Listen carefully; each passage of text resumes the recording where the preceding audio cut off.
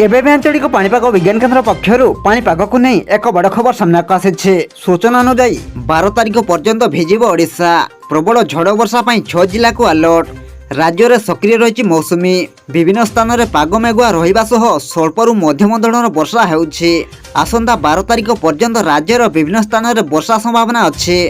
तेबे आसंतु नजर पकाइबा 12 तारिख पर्यंत ओडिशार केउ सब जिले में प्रबल अति प्रबल वर्षा होबार संभावना रही एवं केउ 6 जिला को अलर्ट जारी करिछि आम भुवनेश्वर स्थित आंचलिक पाणीपाग विभाग।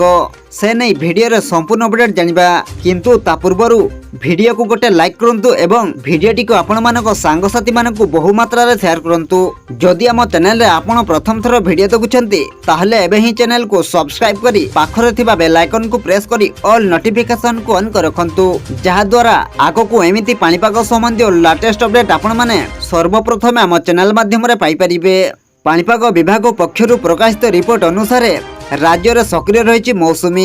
विभिन्न स्थान में पाग मेघुआ रहा सह स्वल्परू मध्यम धरणर वर्षा होउछि। आसंता 12 तारिख पर्यंत राज्यर विभिन्न स्थान में बिजुली घड़घड़ी सह वर्षा संभावना थिबा नहीं आंचलिक पाणीपाग विज्ञान केन्द्र पक्षर कहुछि।